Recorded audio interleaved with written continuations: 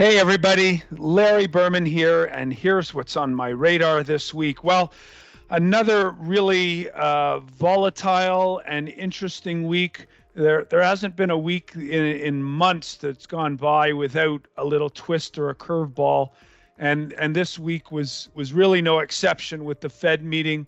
But many were expecting this pivot.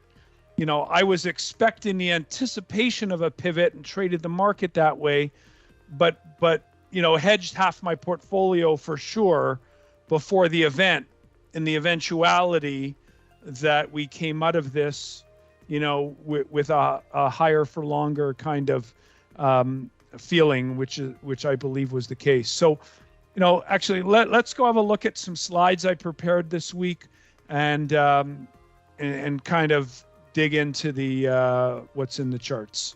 So first thing on Employment Friday, obviously the employment numbers, and the U.S. numbers came out a little bit stronger than expected. And then initially, market sold off, and then, oh wait, good news is good news, and rallied, and oh wait, no, it's not good news, sold off. Oh wait, it is good news, and we had one of those kind of days. But what was more impressive and in the category of unbelievable was the Canadian employment report.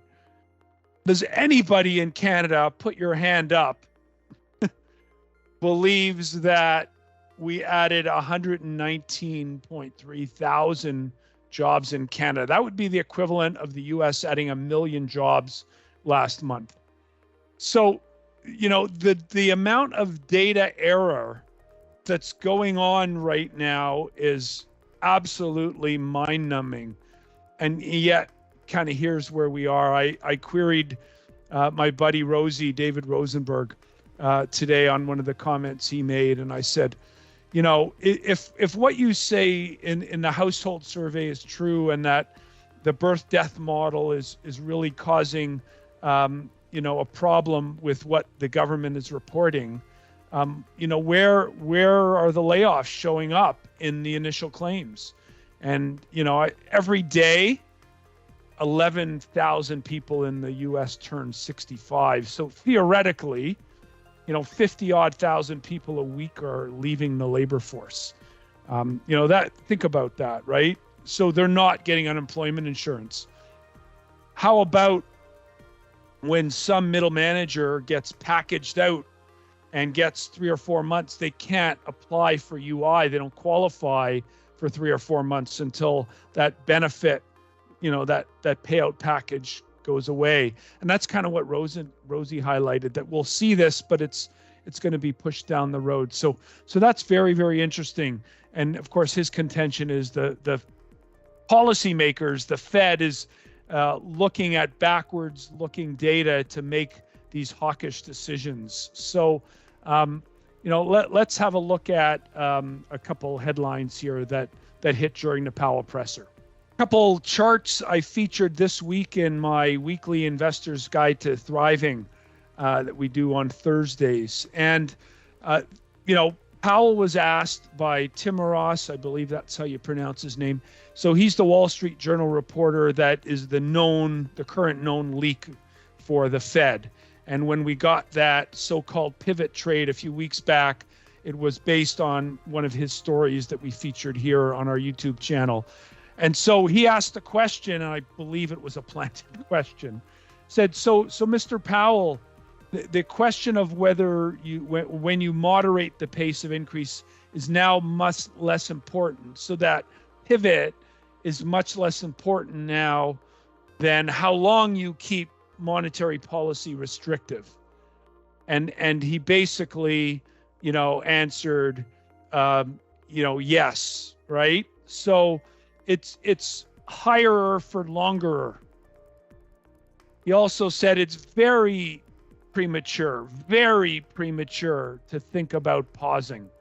So the Fed didn't pivot this week. And so when we look at the Fed funds curve, you can look at the SOFR curve, you can look at a lot of different ways to measure this. But simply put, the green line is the post 1 day FOMC Fed funds curve, and the blue line is the pre-curve. And what you could see is higher for longer. And the notion of starting to cut rates keeps getting pushed off, now into late 23, but really 24. And that the terminal rate, again, a little bit higher. He did say, we think, compared to last meeting, we think the terminal rate might even be a little bit higher. So all that combined with the more higher pace, or not in current higher pace of quantitative tightening, and what we heard this week from the Treasury refunding announcement that they're going to need a lot more debt in the next couple quarters than was expected. QT working there, but they're going to fund it with the bills market, not with issuing more bonds. So that aspect of things offsets a little bit, but generally speaking, there are far more headwinds than tailwinds. And so don't look for a pivot anytime soon, and rallies still need to be sold in the equity market. But have a look at this graphic here, and this is why we actually want them to crush inflation. Because if inflation does get sticky and takes hold, and we start seeing inflation stick in the 4 to 8% range, the multiple for equities comes way down compared to a little bit more pain now, but keep that long-term inflation rate anchored, somewhat below 4, but, with their 2 target, and therefore the equity multiple can be higher historically. And so again, higher for longer is needed, and make no mistake about it from that perspective. So what does that all mean for our bull and bear pick of the weeks? So for our bull pick of the week, interesting behavior in the precious metals space on Friday. I'm not entirely sure what was behind the big move in gold and silver and the names. There was some M&A activity. Maybe that was a catalyst. Maybe it wasn't. Pan American Silver, and who's getting together with them to buy, maybe it's Agnico to buy Yamana. Anyways, I saw a deal. Pardon me, I didn't kind of dig into it that much. I was swamped today on Friday. But look here at the silver bull equity ETF. Bottom, big rally, bottom, COVID bottom, big rally. We're setting up another base here. And in the last couple of weeks, if we blow this up, it's starting to get interesting. It hasn't broken out yet, but we're starting to get there. Now, I've said in past months that we need that pause and pivot for this to start to rip. But if we see these PMs, precious metals, starting to rip and break out, it's foreshadowing that pivot. So Powell said it's not coming.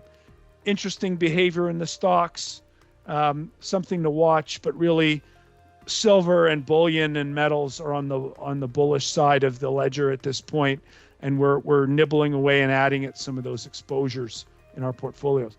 On the bear side, I think you've got to still be very concerned about the failure of technology to rip here. It had an oversold rally. We caught a bit of it, but pretty much right back. Jay kind of killed it on us here. It's holding this major Fibonacci, support. And again, we can go back and look at that retracement, COVID. We talked about how important this range is in past weeks. We've tested it. We're testing it again. If it breaks, the next support would be the pre-COVID highs, and that puts the Qs around 236. There's a gap back here where we initially broke down on some of the COVID fears. Takes the the gap there to about 2.25. So somewhere between 2.25 and 236 is probably the next zone of support for the Qs. I think that weighs on the market here.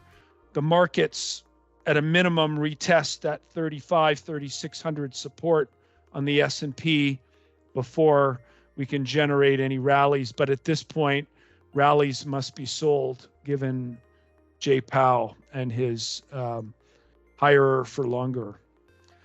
Not a lot of good news this week, but there's always somewhere to place your money. And it looks like the PMs are starting to get very interesting. Have a great week, everyone.